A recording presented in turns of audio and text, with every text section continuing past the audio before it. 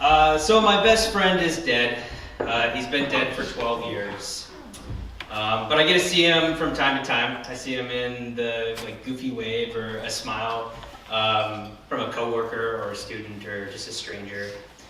Something you need to know about Trey is that he was an amazing person. I never knew him to want anything except for someone else's happiness or to make sure that they were fed or that they were okay. So I was watching this video that I made about 15 years ago. It was a documentary about the cave systems of northern Florida, and that's where Trey and I went to school. And in the video, Trey and I are crawling through this tiny little cavern, and we're covered in mud, and we're completely lost. And you can see I am just terrified because I don't know that we're going to make it out. But if you look at Trey, he is just smiling, and he's packing this little ball of mud in his hand. And then right before he just chucks it at me, you see this twinkle in his eye, and he says, "We're just practicing finding our way home." And that sort of behavior was really common for Trey. He was always able to bring you back from a dark place, to make sure that you knew that you were okay, and to make sure that you were safe. When I found out that Trey had died, I was lost in the Yukon, and I was biking to Mexico. And that's a pretty common behavior for me. I like to put myself out as far as I can and try to make myself lost so that I can find myself. So it wasn't long after Trey died that I saw him again for the first time, and it was in Wyoming, and I'm biking up this dirt road, and there's farmland left and right of me, and there's this old grizzled cowboy in an old Dodge truck, and he's just glaring out the window and spitting his dip on the floor. And I assume that he's glaring at me because I'm going slow, I'm on a bike, or because I'm in spandex and it's Wyoming. There's any number of reasons that an old cowboy might glare at a 20-year-old man, baby in spandex. But when I got up to him, I shot this big peace sign at him and this big ear-to-ear smile.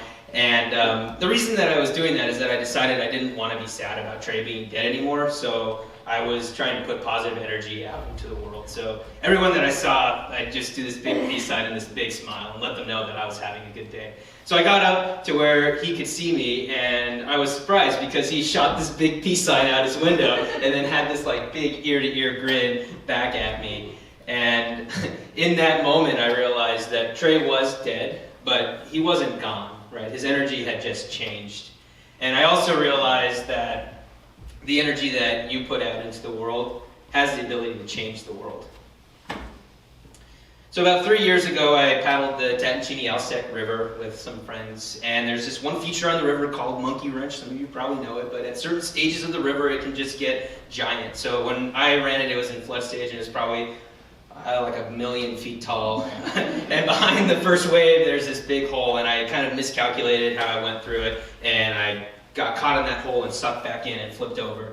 And in the process of me being underwater and getting out of my boat, I got my foot caught in my ducky line. And I just sort of remember laying on my back trying to get out of this, and I have my paddle in one hand and my boat in the other hand. And I know that if I drop any of this stuff, then I'm really screwed because I'm 10 miles back on a traverse to Yakutat, and this is all of my food, this is my survival gear. So I'm laying on my back, and my head just keeps getting pushed underwater, and I just remember the sound that the water makes as it flows over your ears, and then the darkness down there, and then you pop back up and you take a frantic gasp through the foamy white water, and then you're just sort of overwhelmed by the brightness of the sun and by the difference that the sound makes when it's carried by air as opposed to the water. Eventually I got to shore, lucky me, but I was soaked, and I was fully adrenalized, and I don't get fully adrenalized very often. I remember just pacing around on shore, and I'm tripping over rocks, and I'm just resisting this urge to scream as loud as I can. And then from behind me, my buddy Josh, he comes up, and he's like, "Oh, you went for a little swim there, huh?" And then he has a Snicker bar, and he just jabs it into my side, and he's like, "You want to eat this?" And he's smiling at me ear to ear and kind of laughing because, he caught me having this little hissy fit on shore and there was no reason for it, right? I was safe, I was with my friends. Later that night, I was in camp and I was complaining about a hole in my dry suit.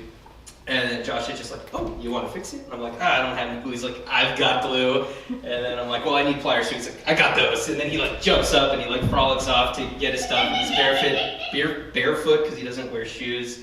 And something about Josh is that when you're on a trip with him, he's the kind of guy who always lets you you eat your group meal first because he knows that then your backpack is 2 pounds lighter.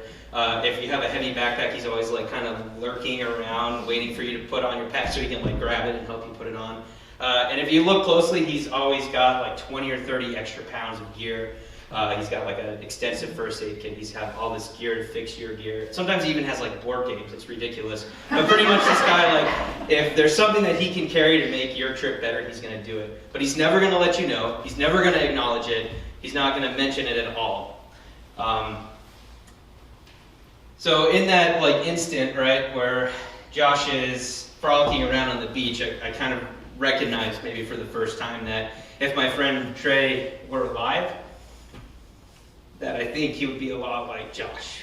And I remember being really comforted by this, to know that that people like Josh exist and that there's this kindness in the world.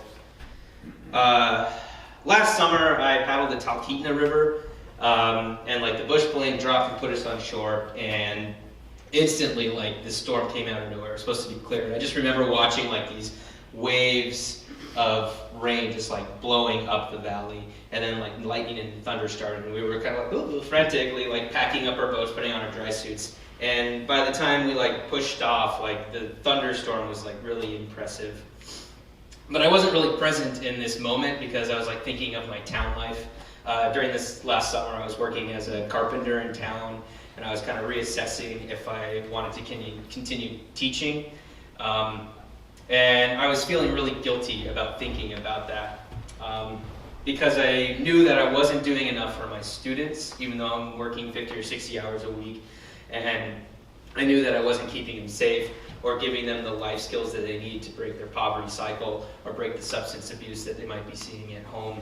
And I just really felt guilty that I was, even though I was burnt out, that I was considering my own needs above theirs, because for a lot of them, I feel that I might be the only resource that they have.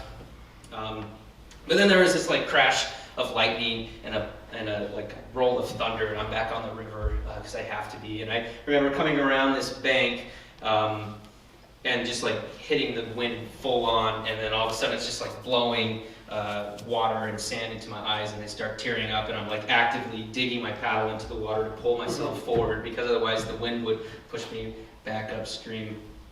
And I remember being scared because the lightning was so close and I was on the water, but there wasn't anywhere for me to go. Everything was soaked.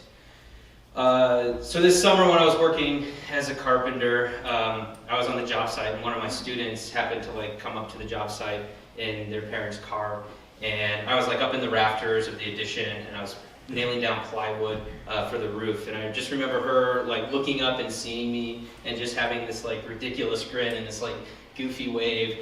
And in that moment, I realized that she was waving at me because she liked me, right? That she appreciated that I was a good teacher. She appreciated that that I'd spent energy and taught her in her class.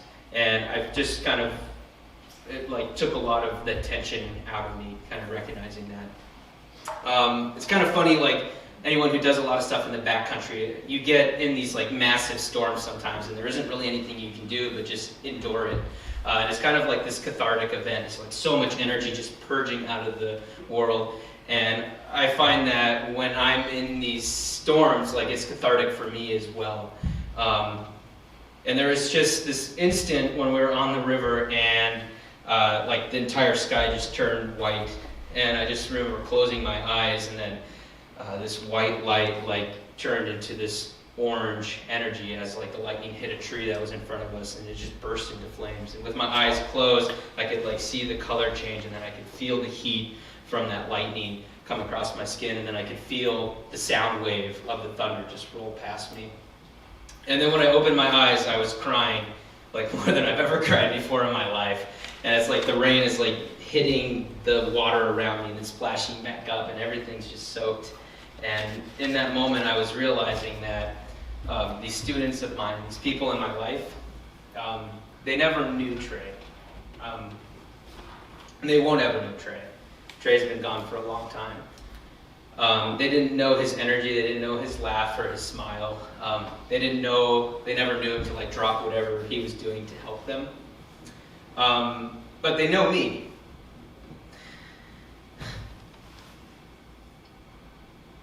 And they know my energy, and they know my laugh, and they know my smile, and they know my wave. And they know that I'm here to help them. And it's funny, like, I go through life going on these adventures, digging deep, trying to, like, figure out who I am. But really, I think that all this time I've really just been looking to find, like, the last remnants of my friend, to see his energy in the world in its natural environment. And I'm finding now that I don't have to look that far to find it. A lot of times I just have to look in a mirror. I think that if my friend were alive right now, I think that he would tell me that he's proud of me. I think that he would put his hand on my shoulder and he'd say, "You're doing a good job." And I think that if Trey were alive, I think him and I, we would have a lot in common.